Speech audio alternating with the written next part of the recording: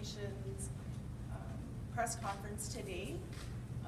What we will do in relation to this press conference is that we will have Ogama Wallace Fox, the Chief of the Onion Lake Cree Nation, open up with some statements around what Onion Lake is doing to combat C-27, the First Nations Financial Transparency and Accountability Act. We will then give our media that are here an opportunity to ask a couple questions, if they so do desire. We also have our media contact for any further interviews after this afternoon. His name is Fraser Heathen. His contact information is on the press release that is issued today. So I'd like to again welcome you here into Treaty 6 territory, and we will introduce here Chief Wallace Fox. Thank you.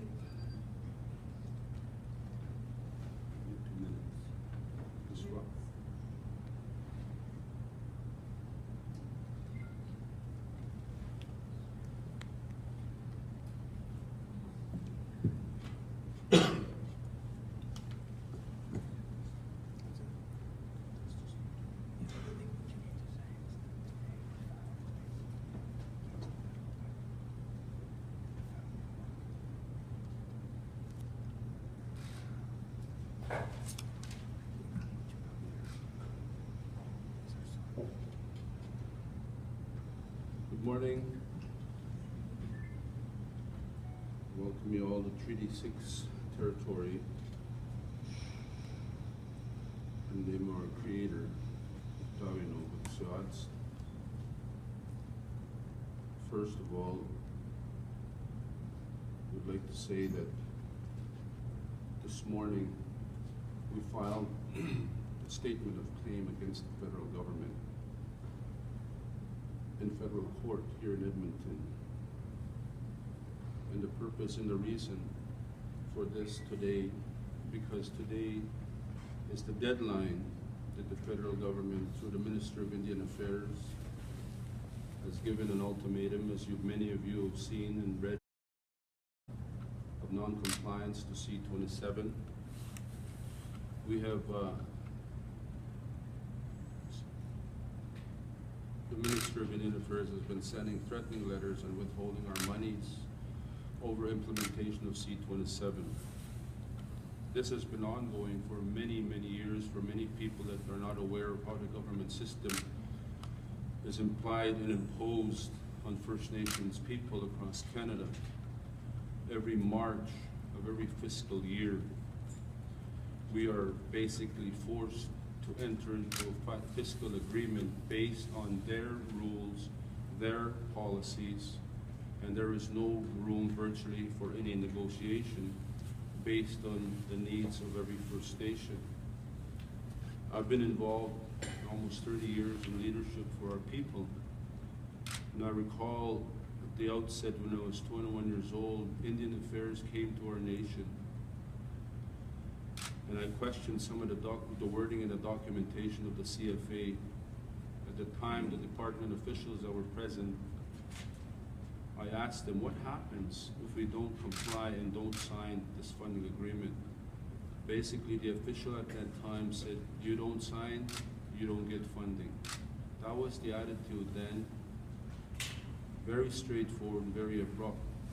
And since that time, I've been observant and watching the federal government and our people.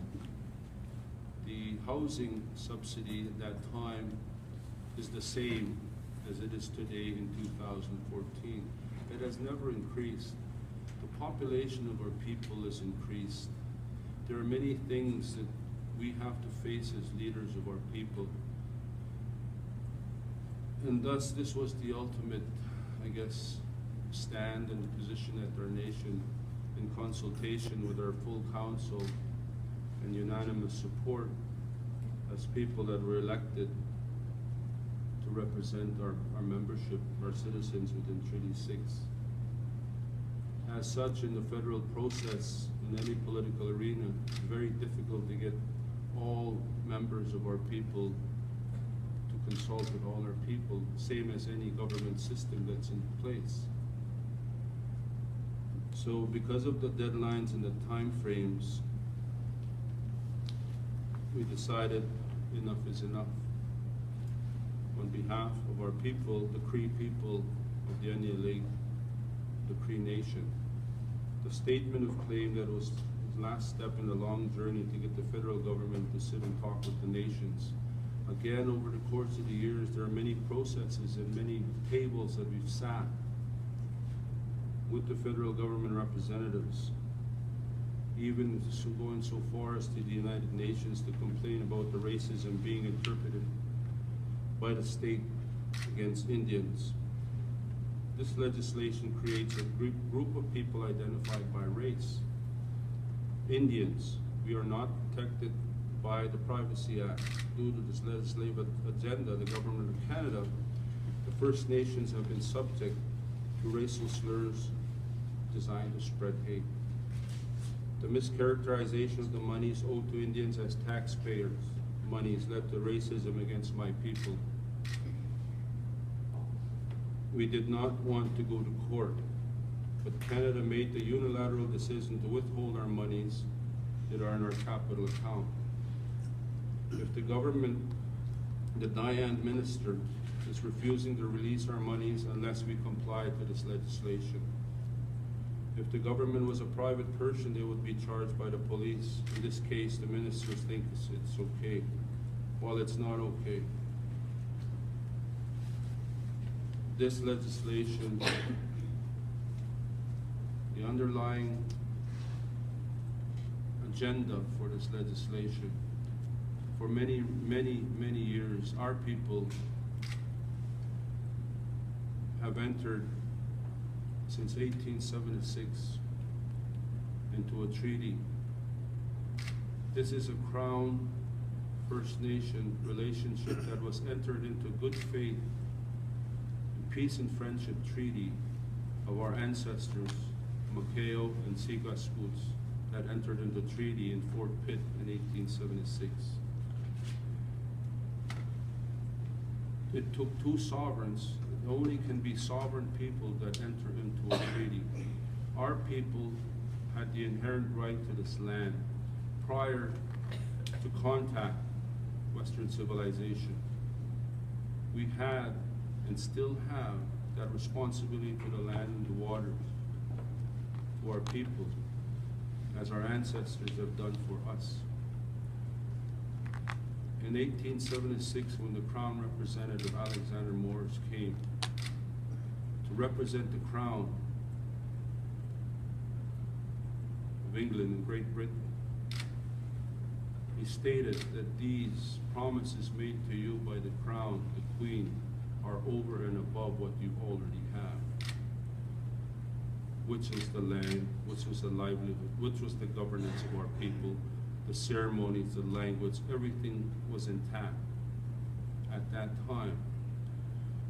During the deliberations of 1876, our people were not notified or informed at that same time. September 9, 1876 is when the treaty was entered into. And our people were not informed at that time that there was this piece of legislation called the Indian Act.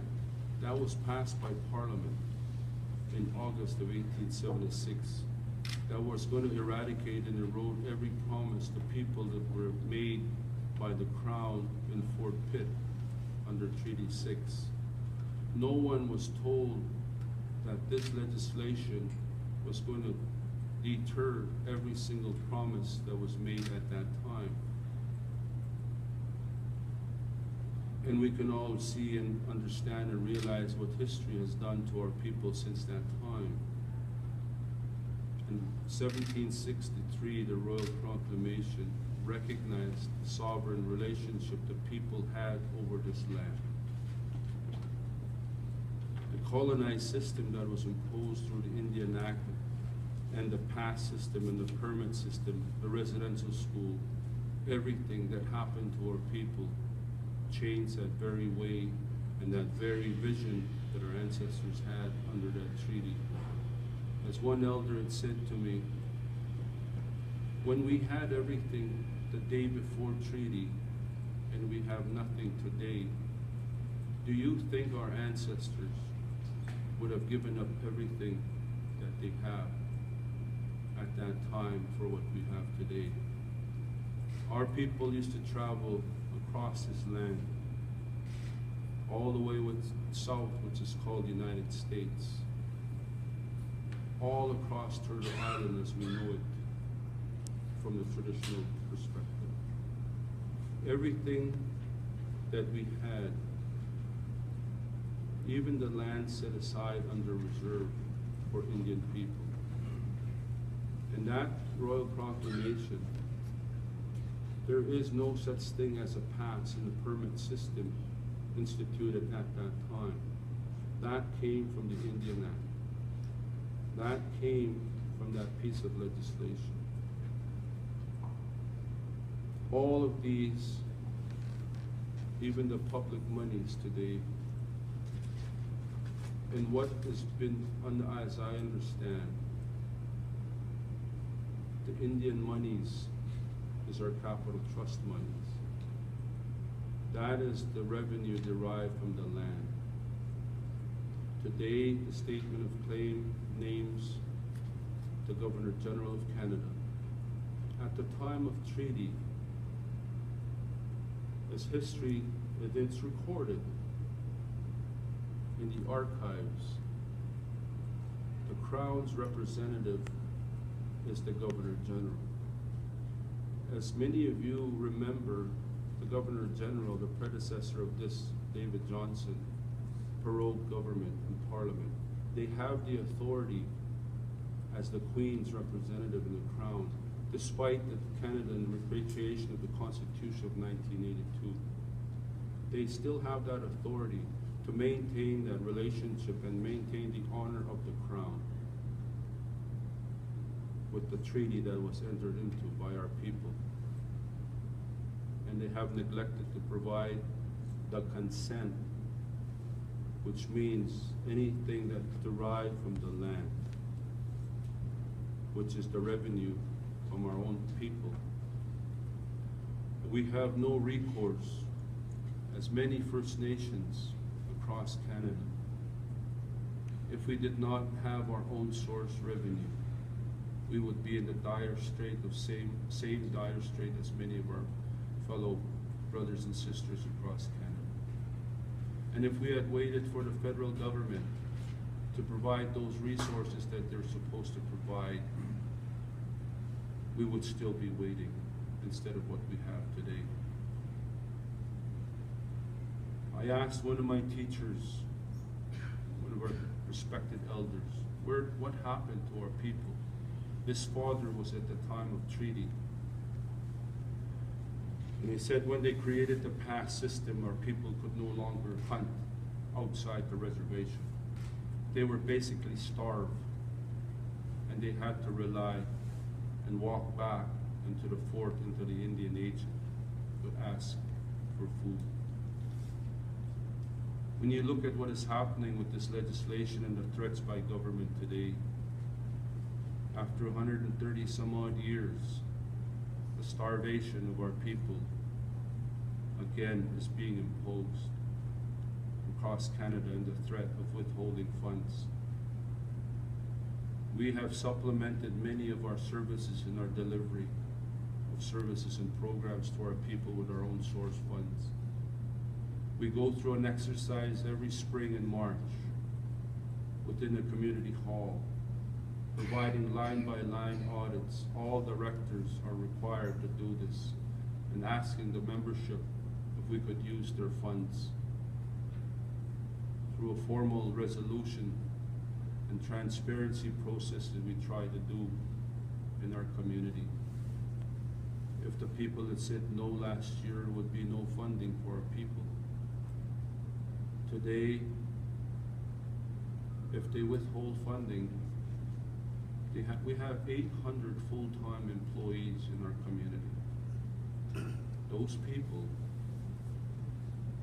are the ones that we think about, and the children.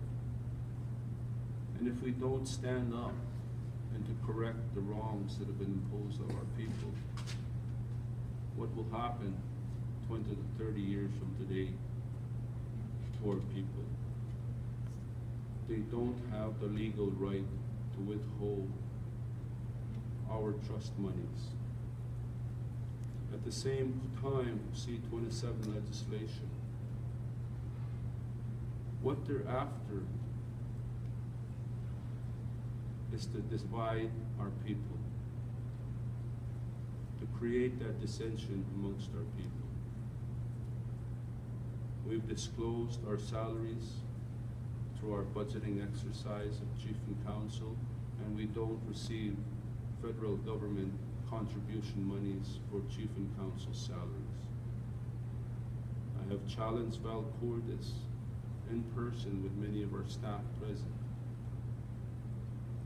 Unless you can show, the federal government can show how much funding you've provided to our band-owned companies and our businesses, that belongs to our people.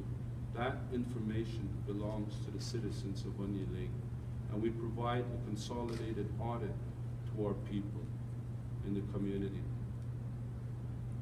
It's unqualified audit, which means there's three definitions of an audit. A denial, a qualified audit means for the general public that is listening on live stream. A denial means there's a lot of problems and concerns in financial reporting and administration.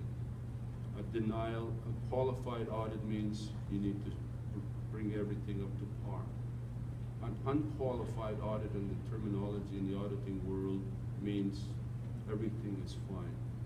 For many years, Onion Lake has done and provided an unqualified audit for our membership and our people. So we follow those principles. We follow the Canadian accounting auditing principles. We've met those requirements. What is the federal government after?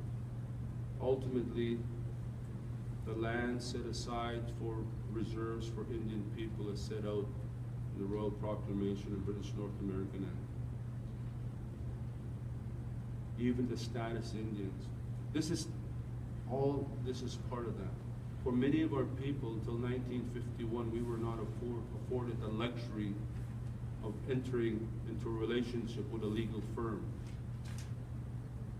We could not even participate in any voting provincial federal election. Keeping in mind, and I will go back to this is very important. When Manitoba, Saskatchewan, and Alberta and the Northwest Territories was called Rupert's Land. In 1867, John A. Macdonald did not have this under the dominion of Canada. This is recorded, and our researchers and our staff have identified and found this information. He went to London, England 3 times to ask the Crown if this could be a part of the dominion of Canada. On the 3rd time, the Crown provided royal assent and said, yes, however, you must enter into a treaty with the inhabitants, the Indians, the Red Indian of the land. You must enter into a treaty. This is very, very important. And number 2, you must provide fair, equitable compensation to the Indian for their land. Keyword, their land. They came back and entered into Treaty 1 and subsequently Treaty 11, 1 to 11. They entered into treaty, but the government never provided fair, equitable compensation to our people for our land. This is what the general public does not understand. Saskatchewan, Alberta, and Manitoba and Northwest Territories could not ever have been a part of Canada without this treaty. That is very important, and that's what in the provinces came to be in existence in 1905. And this happened in 1870s to enter into Treaty 1. So we were here. No one was allowed, the newcomer was allowed to come to what is called the Western provinces today. Our people had that sovereign inheritance to this land at that time. No one was allowed from the Queen's subjects to come onto this land. We are allies, we are not subjects, we were never conquered. All of this needs to be said out into the public proper. This treaty is a crown relationship. Sovereigns, the definition of sovereign, you must have a land, you must have a people, you must have a culture, and you must have all of these things. We had that, and we still do. When you look at Canada, when you look at the parliamentary process, that's borrowed from the United Kingdom of Great Britain. They do not have their own. We had our systems, and we still have them intact. We never relinquished sovereignty. The treaty, as it states in the written context, keeping in mind our people did not understand the English language at the time of treaty, and they relied on interpreters. Our people's oral understanding, and again I said my teacher and the ceremonies and the ways of our people, his father was there. It says in the written context of treaty to cease, cede, surrender all rights to this land. That is not the understanding of our people. Again, we didn't understand English at that time. The interpreter is the one at that time that said that our people sold the land. We didn't. Because of the relationship to the land, our people call it Mother Earth. And the understanding of our people at that time, and to many of our people today, especially the elders, how can you sell a piece of your mother? We agreed to send, to cohabit and coexist on this land.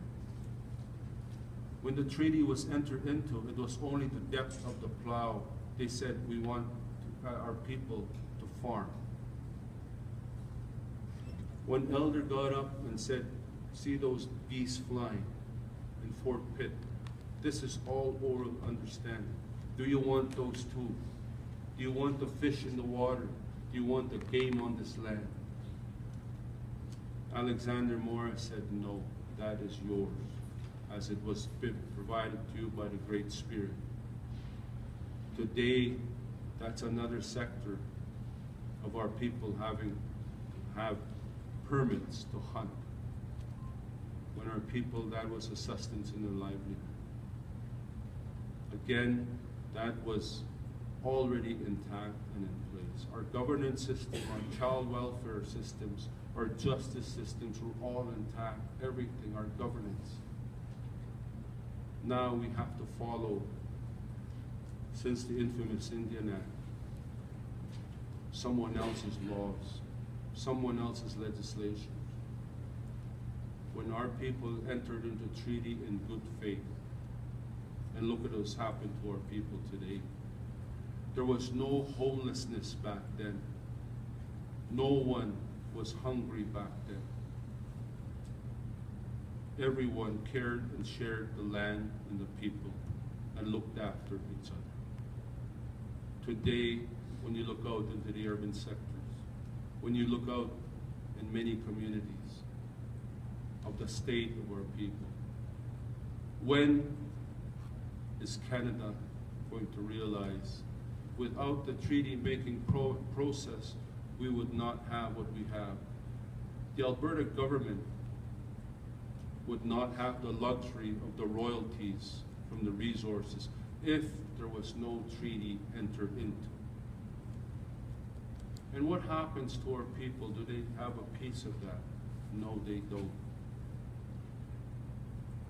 Saskatchewan would not have the thriving economy that it has today without the resources. In the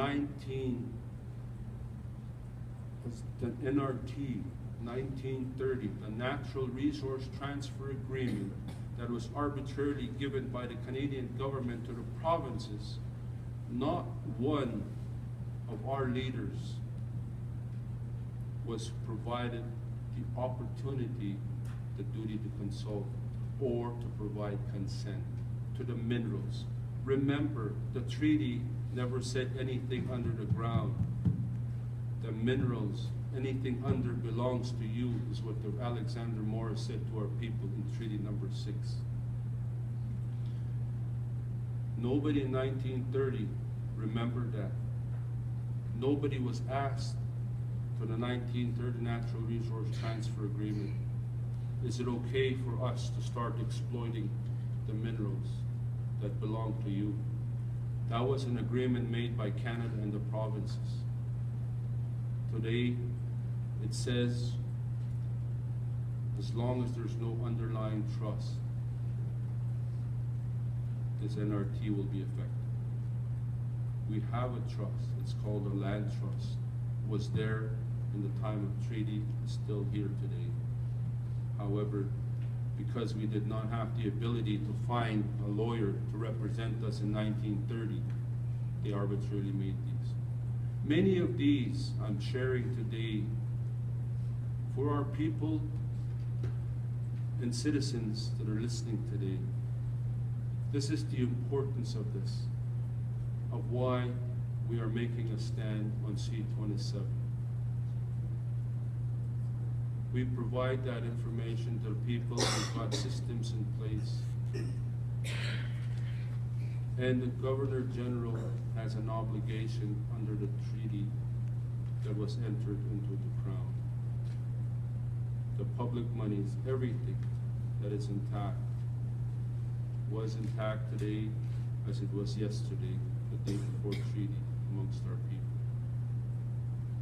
There are many violations that we saw in this legislation. Prior to legislation coming into effect, C-27, Onion Lake Cree Nation went to our people in a general meeting.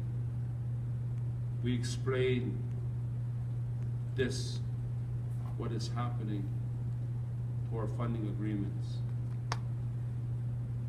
Do we sign, or do we sign under duress, or do we not sign?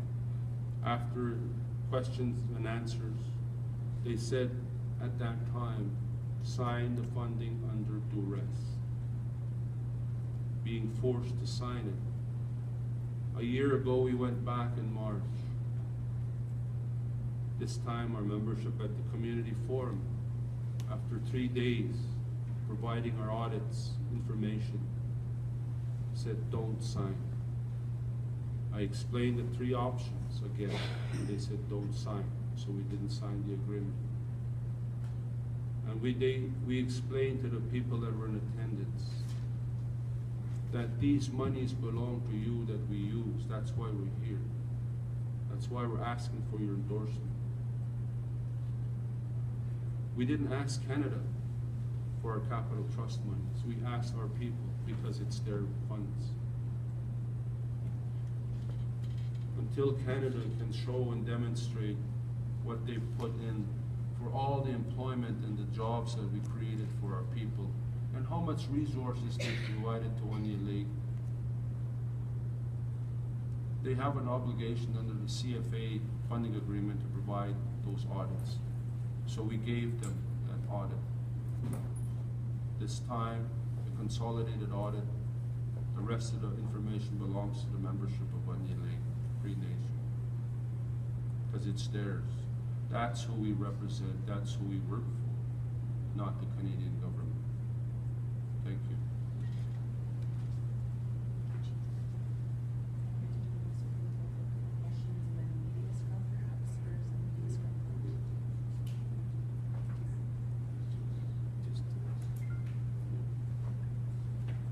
Okay, so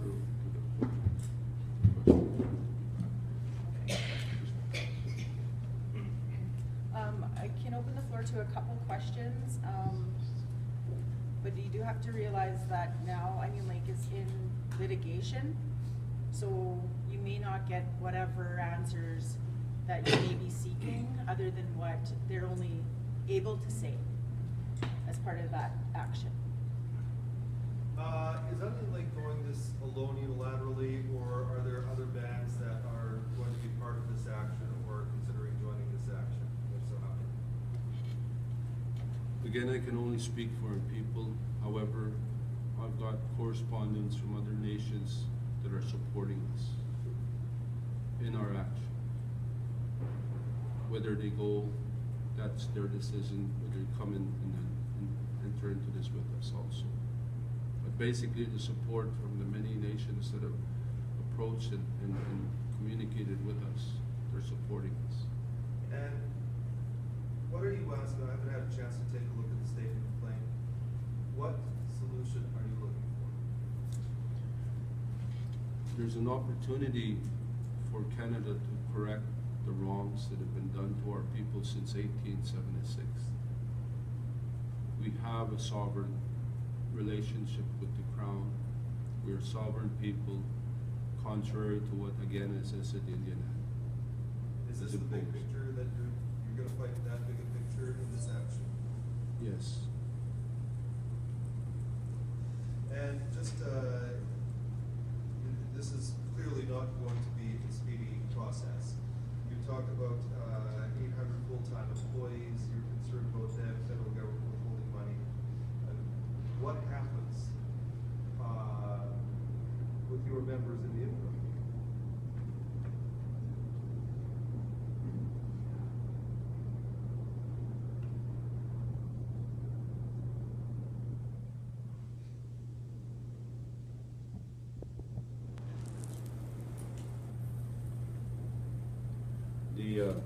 Of course, our interest is always for the people of our community.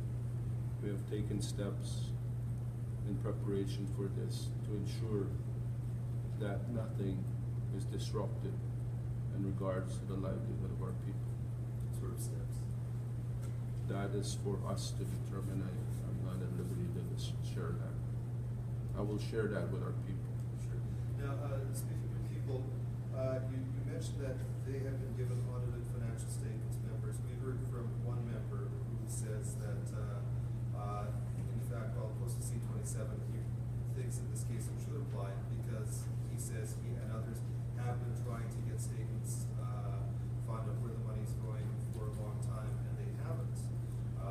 What do you say to that?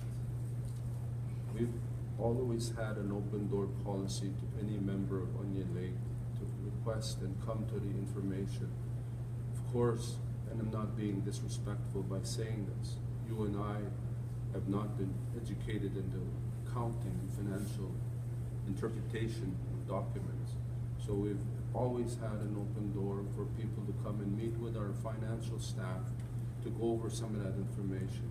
Because when you share this information, it's very complicated at times, and how do you interpret this? So their doors are open for them to come and to look at the statements, ask the questions within the office. And it always has been like that. Any other questions? I just wondered how much income you rely on the federal government and how much you generate your own, because you said you supplement, you must have a large.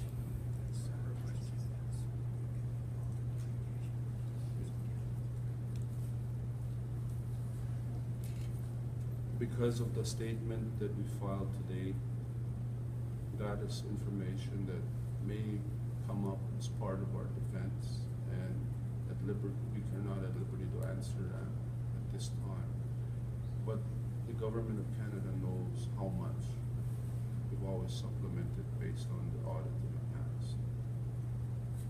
Can you say how many businesses the band runs then? We have a numerous amount of businesses. It's on our website. Okay. Yeah. And just sort of clarifying for me on the federal part of the funding, you're willing to give them an audit of that part of the money, but not your supplemental part? Yes, Is that because correct? that belongs to our membership.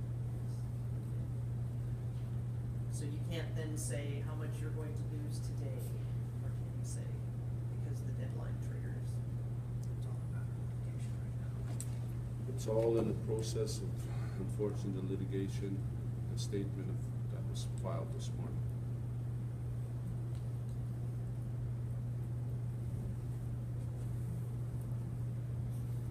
If there aren't any other questions, then I thank you for attending the press conference. Can I just ask you One more? Yeah. Okay. Are you hoping to strike down C-27 altogether, or? Let's go. Statement of claim sets out. The statement of claim will sets out what we're doing with that C-27. But I want to end off and share this. For the average citizen, the Indian monies, research this as journalists and reporters, the Indian monies program. When the federal government through Treasury Board allocates funding to Indian and Northern Affairs, that is our funding from that Indian Land Trust, Indian monies program. So we're actually paying for the minister's office, all the bureaucrats across Canada from that money. Do the numbers and the percentages. We've done that in the past as part of negotiations, trying to get the federal government to the table. Many other tribes have also tried it, to state that by the time XYZ dollars allocated by Parliament, Treasury Board to Indian Affairs, by the time it reaches the First Nation level, it's a very, very ridiculous amount. The balance of that supplements government employees, pensions, O&M, everything else at Indian and Northern Affairs Canada. Were you partly upset about, I think you made some reference to dissension about when some of the chiefs' salaries came out under this legislation and caused some controversy? I'm not upset about that. It's not about chief and council salaries. Like I said, we disclosed that to our people, the ones that are, it's open to all their membership. It's not about chief and council salaries. The whole issue is about jurisdiction and recognizing that we have a right and sovereign relationship under treaty. Okay, well, thank you all for coming out today. And if there's anything else that you need to ask or